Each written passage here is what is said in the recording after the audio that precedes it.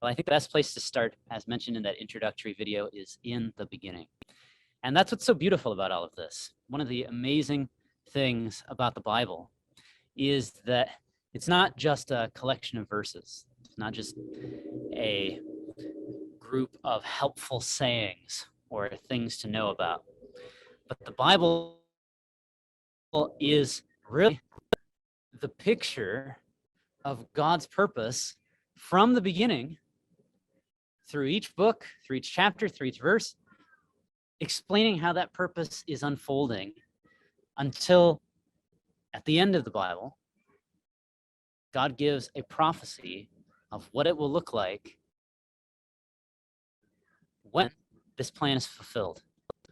So what we are going to do tonight in answering these questions is we are going to start at the beginning.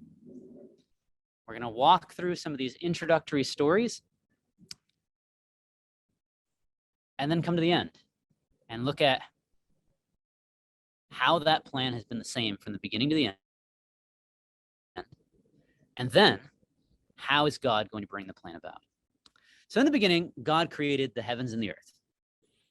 That's first verse of the Bible, in the beginning. And this, I think, gives us that idea that God had a purpose. You don't just make things without any intention. And it was the same with God. When he created, he had a purpose. Thus, when he made the trees, the animals, he was doing something. And what I want to suggest to you is he was creating a family. Now, see how this comes together as we go through. Just spend a little bit of time thinking about that idea of a family. One of the things that's special about a family, there's a lot of different things, but one of the things that's special about a family is that a family shares certain characteristics. Sometimes you can finish each other's sentences, right? There's certain ways that you think and you understand one another. You have characteristics that are the same. And so that is, I think, what's behind this whole idea of God creating a family. God wants to create people who think like him. And the reason for that is because the way that God thinks is right. It's good. It's just. So God wanted to create a group of people who thought like him. And that was the plan in the very beginning. And so what we're going to do is just walk through now and see how this plan, this idea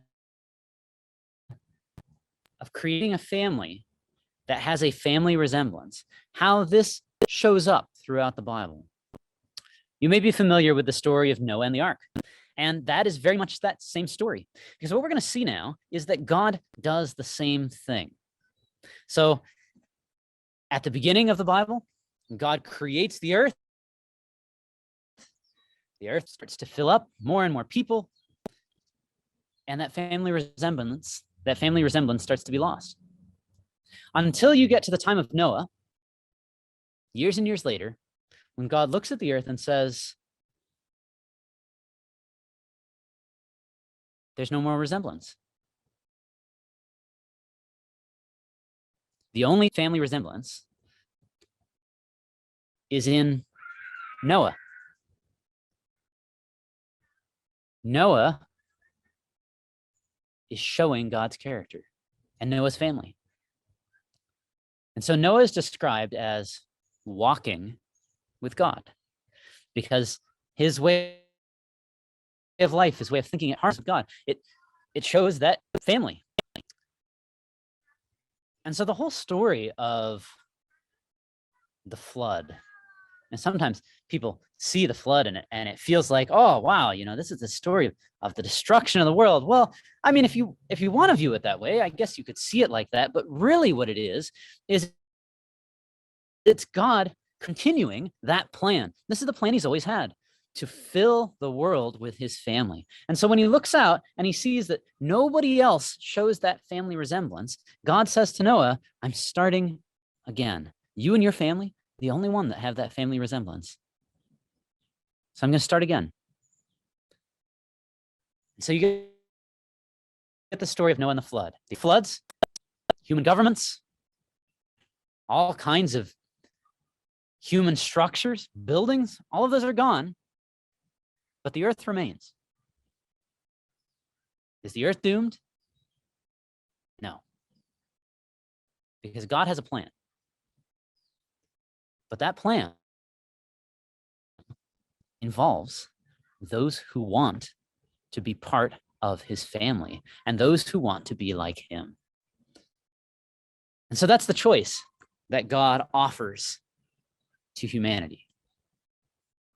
The earth isn't doomed. There's hope for the earth.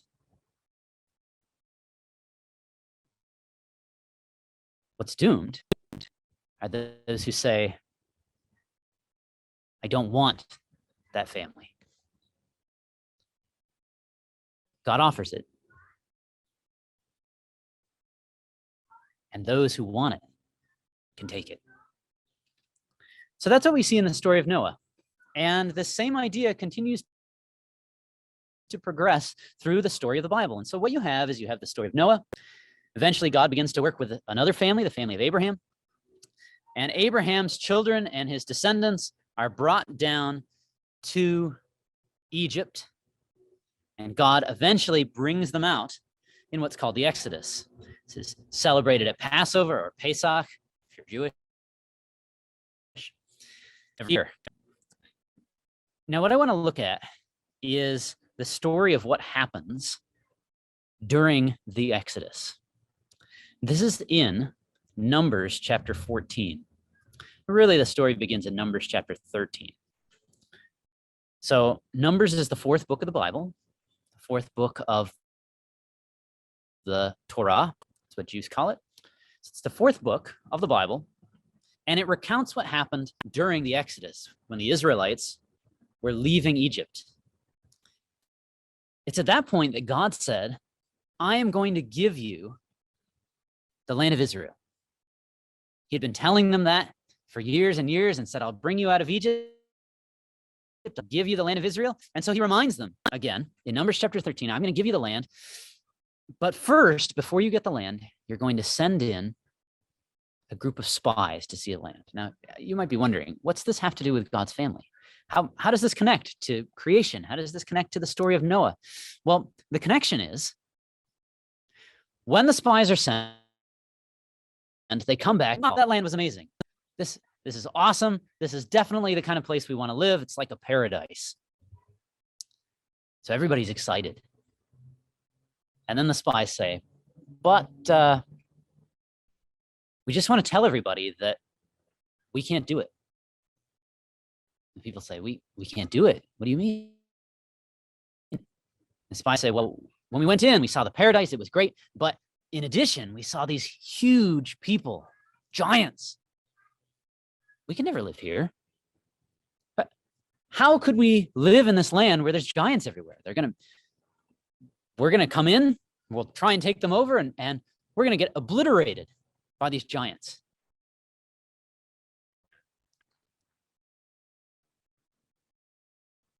And so someone says, yeah, you know what? I want to go back to Egypt. Other people say, yeah, actually, wait, God just led us here to die. You know, how are we supposed to fight against giants? So I'm going back to Egypt. And suddenly there's this movement of people who say, we're going to Egypt again. Do you see what they've just done? They've just said, we are choosing to not be in God's family. We're leaving the family. We're going to go back to Egypt. We're going to leave other people who are going to try and go into land, and we're going to go our own way. And so a majority of the congregation say that. So God says to them, you might try and go back to Egypt, but instead you're going to wander for another 38 years. 38 years, you're going to wander in the desert, and you'll never find what you're looking for. There was doom there. But there were also those who said, we can do it. And for those people, God gave hope. I want to just show you a verse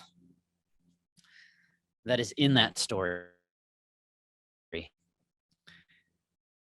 This is sort of the central verse of what's happening in that story, where people are saying, we're going to go back to Egypt. And some people are saying, no, we can still do it.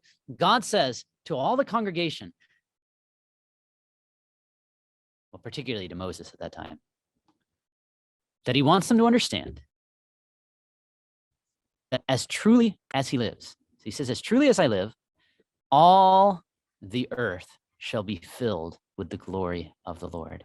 And this is God's reaffirmation that no matter what it is that happens, no matter how many people rebel, say they don't want to be part of that family, God gives this central verse in which says, regardless of those choices that people make, my plan will stand.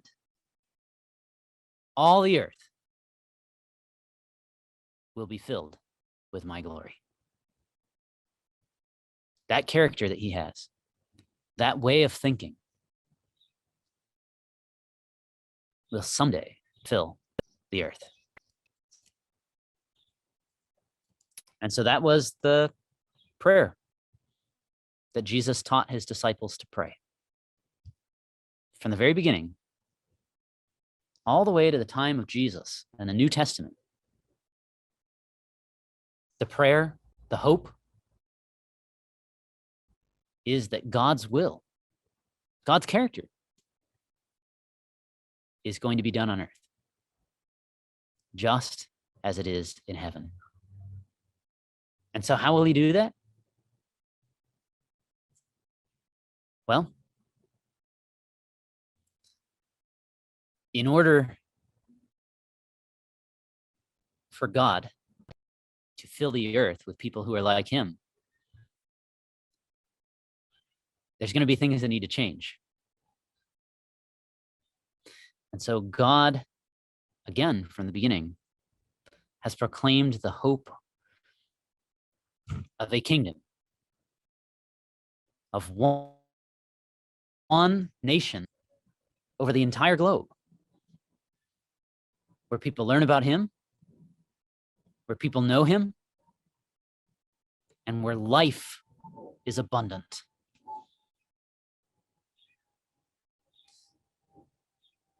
He promises that his kingdom will someday fill the earth. So in answer to the question, is the earth doomed? We say no. According to the Bible, it's certainly not. And that in fact, I think what we should be saying is, no, the earth's not doomed. The earth, in fact, has an awesome future. And that no matter what kind of things are going on in the present, no matter how terrible things seem to be,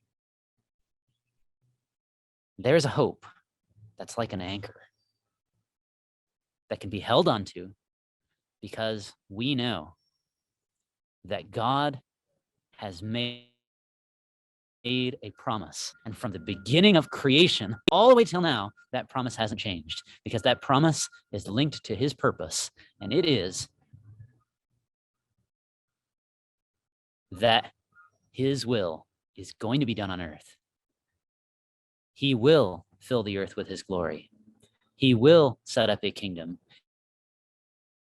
And for those who want to be a part of that family, he allows us to join in that plan. If you found this video helpful, then make sure to go to our website to find other Bible study materials, and also don't forget to take the quiz by using the link down below. If you take enough quizzes, you'll earn some awesome rewards, as well as some very useful Bible study tools. We at Bible Basics Webinar also specialize in individual and small group Bible studies. You can text us by using the phone number that's also down in the description, as well as our email to get more information about our Zoom and in-person classes. And of course, thank you so much for watching Bible Basics webinar, where we use the Bible to learn about God.